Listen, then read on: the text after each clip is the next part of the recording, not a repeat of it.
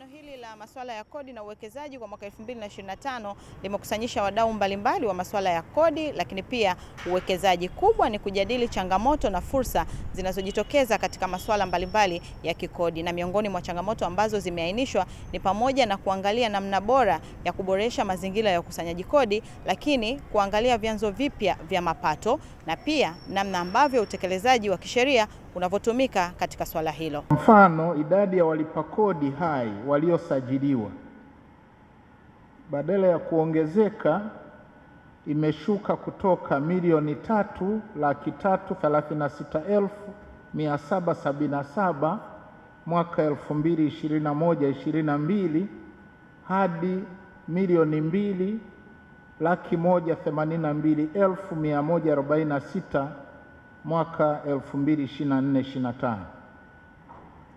Lakini vile vile jambo la pili, hakuna usawa katika utoaji wa vivutio vya uwekezaji, japo sheria mpya ya uwekezaji ya mwaka 2022 inatoa mwongozo mzuri.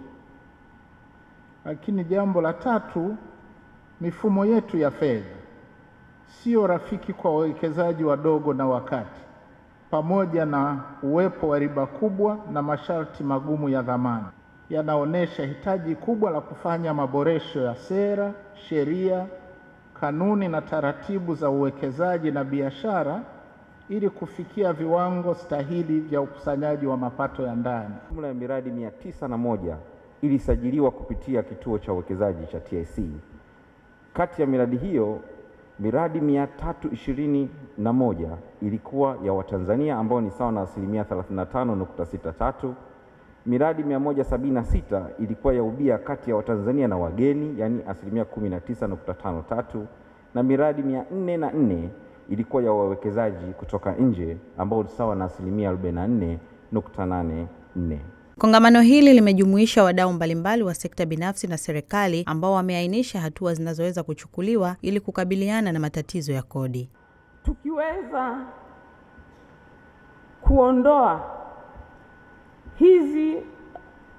hizi changamoto au hizi kero za hizi taasisi kuanza kudai tozo kabla mtu hajakuwa, na tukaweza kuwaelimisha